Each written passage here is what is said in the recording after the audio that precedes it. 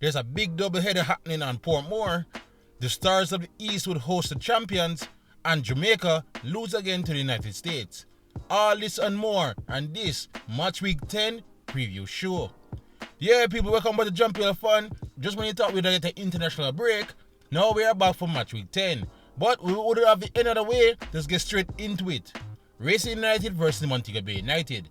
Racing finally got the monkey off their back with a victory against fellow New Boy chapter Maroons last time out, which basically got them out of the relegation zone at least for one more week.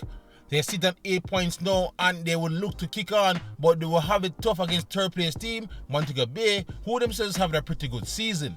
Moby are no joke, and with Owain and Gardner in sparkling form, their attack look to be formidable when they come into Portmore. The good news for Racing though, they finally got a clean sheet in their last game. Even though this will be a much tougher task, they will probably have a little bit more confidence in hoping it's keeping Moby off the score sheet. Racing still have that issue though, they have yet to score more than one goal in a particular match, and with a Montego Bay team that doesn't let in much goals, they might find that task intensified by 10 in this particular encounter. But it does set up for a good game. Montego Bay is not necessarily the same as they are outside of Catherine Hall, so let's just see what happens when they go all the way to Furniture Park to take on Racing United this Sunday 1 p.m. Portmore United versus Arnett.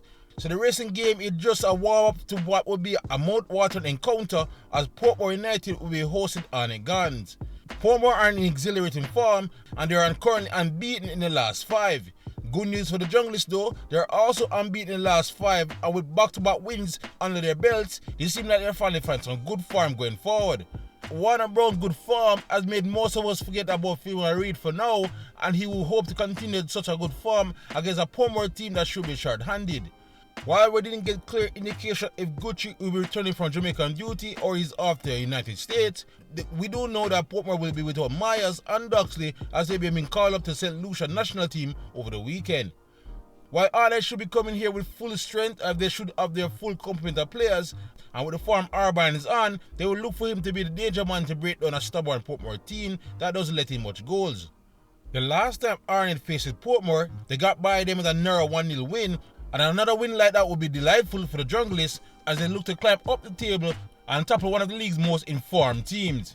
But this Portmore team is not normal so far. It should be a cracker when Portmore hosts Arnett 3:15 p.m. at Furniture Park this Sunday. Vere United versus Tivoli. Both teams lost a rivalry match and both teams played pretty well in that loss. But Vere are the one that's sitting high on the table with only 1 point against the visitors from Kingston.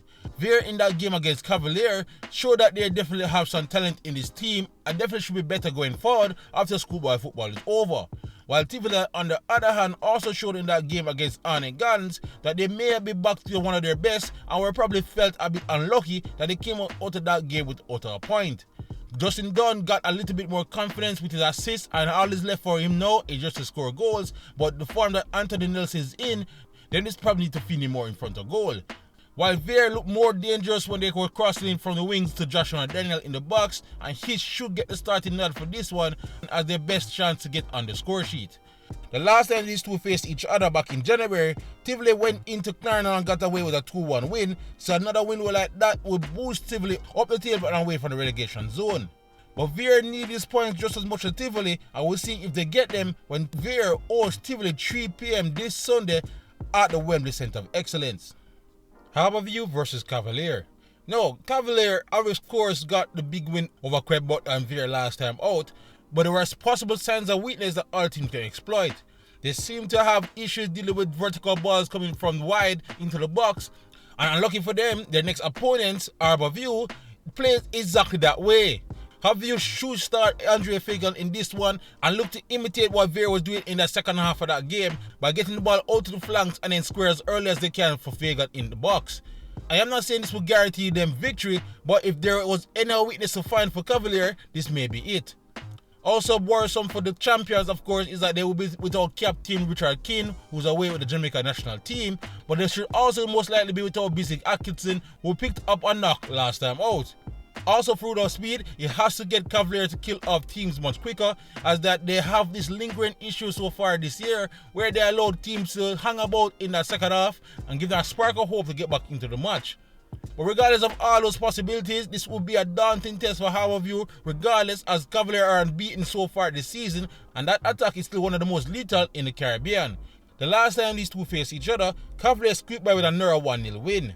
So it will be an interesting game when Cavalier goes all the way to the compound this Sunday at 3 p.m. Waterous versus Humber Lion. I've said it last time, Waterous are this league's most underrated team, I feel, and if they continue the progress they've been on, they may be definitely a contender come playoff time. They sit second in the table with 18 points and are unbeaten in 7 games, and they look even better when they play at home.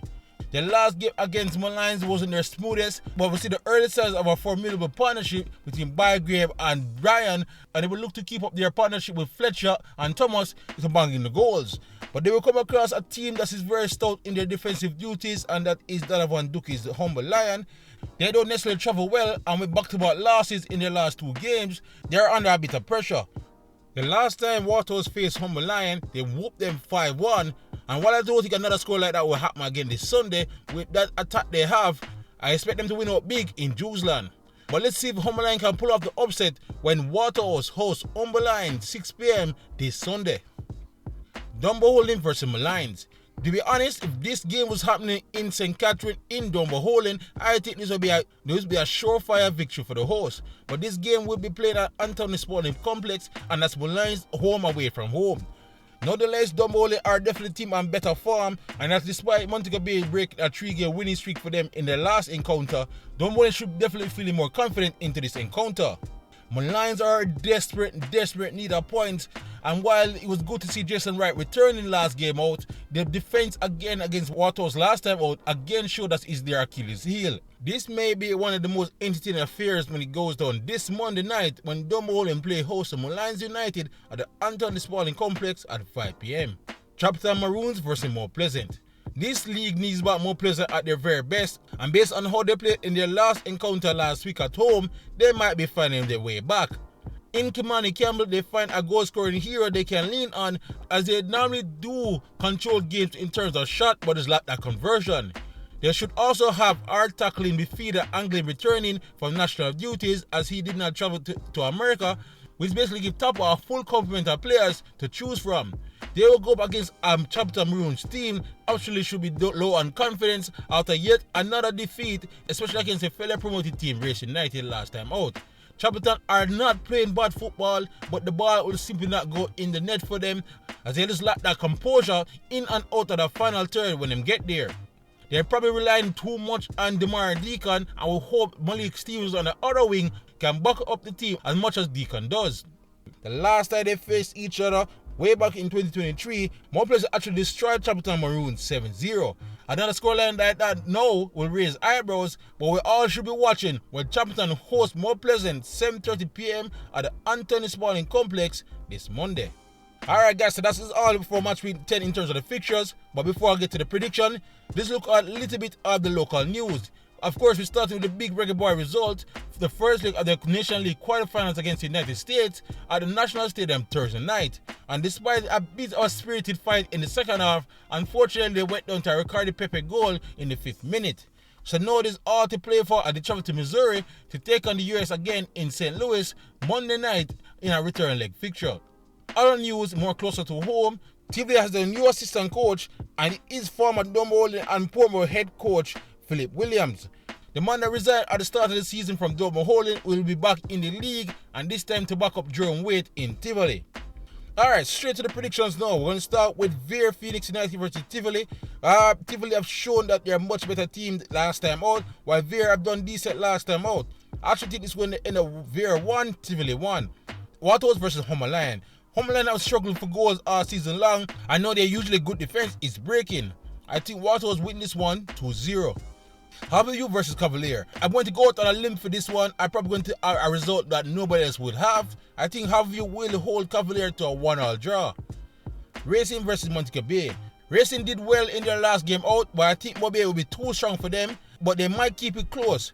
I think Montego Bay will win this one 1-0. Portmore versus Arnett. This might be one of the best games of the season, and if Portmore is really without Guthrie as well, they might have it tough against Arnett. This might be Portmore 1, Arnett Guns 1. Dunboholin versus Malines. This is another game I expect to be fairly entertaining. I expect my lines to go all out, but I think Domo only with the head gem, and I see Dumbledore winning this one 2-1. Chapterton versus Mount Pleasant. Chapterton are a good team on the ball, but they just lack any killer instinct in front of that goal. While Mount Pleasant seem not find their form, and with Angling being back, they should boost that midfield.